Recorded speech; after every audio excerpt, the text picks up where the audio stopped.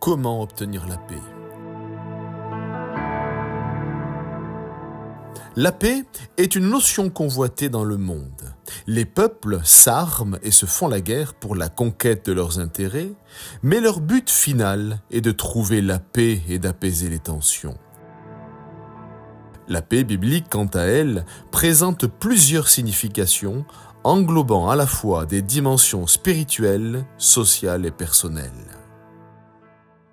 Dans l'Ancien Testament et dans le Nouveau Testament, la paix est présentée comme un don de Dieu. Le temps de paix du peuple d'Israël dépendait fondamentalement de l'obéissance et la foi. Cette paix est souvent liée à la justice. Dans les livres des psaumes, il est dit que la paix et la justice se rencontrent, dans Psaume 80, verset 10. Cela implique que la paix ne peut exister sans justice sociale ni équité. Les prophètes de l'Ancien Testament, comme Isaïe, appellent à des actes de justice et de bonté en soulignant que la paix durable dépend d'une société où chacun est traité avec dignité. Dans le Nouveau Testament, la paix est associée à un choix personnel.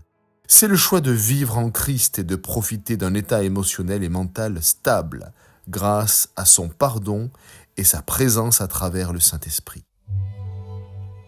Un disciple posait à son maître la question « Maître, c'est quoi le plus important, le chemin ou la destination ?» Le maître a répondu sans hésiter « La compagnie. Tout dépend avec qui ?» Après Pâques, Jésus est monté au ciel devant ses apôtres.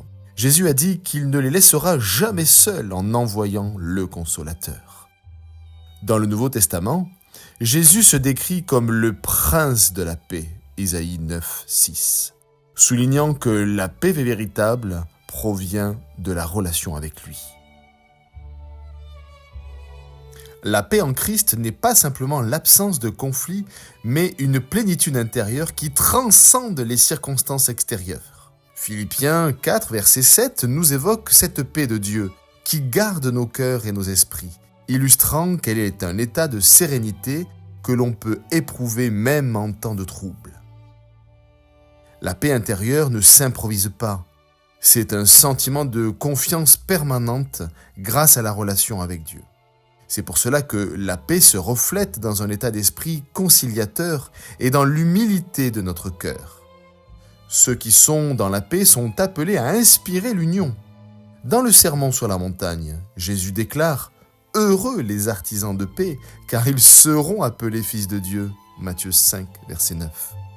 Cela indique que ceux qui œuvrent pour la paix, entre les individus et au sein d'une communauté, sont en accord avec la vie intérieure en Christ. Il faut se rappeler que le thème central du christianisme, c'est le développement du pardon et de l'amour, face aux ennemis et face aux situations compliquées. Une attitude totalement possible grâce à la paix intérieure. En résumé, la paix selon la Bible est une réalité spirituelle. Elle invite chaque individu à cultiver la paix dans son cœur et à devenir un instrument de paix dans le monde. Mais comment obtenir cette paix? La deuxième question qui doit revenir à notre esprit, est-ce que nous avons une relation avec Dieu? Si vous vous sentez éloigné de Jésus, demandez désormais sa présence dans votre cœur. Reconnaissez que Jésus est mort pour vous, que son sang a été versé pour racheter votre vie intérieure, que son sang qui a été versé désormais coule à l'intérieur de votre âme.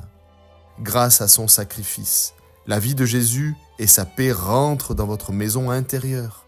Par conséquent, cet endroit devient une demeure de paix. Personne ne vous condamne.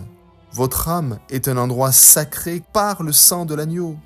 Votre maison intérieure deviendra de plus en plus un endroit sûr et calme par la persévérance dans la prière, l'écoute de la parole et les actions de grâce.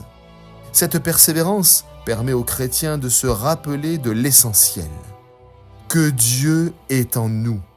C'est la compagnie parfaite sur le chemin de la vie. Par conséquent, attachons-nous chacun à cultiver la relation avec Dieu pour recevoir la paix en nous, cette paix qui surpasse toute intelligence. Pour en savoir plus, retrouvez-nous sur évangile-de-la-paix.fr. À bientôt.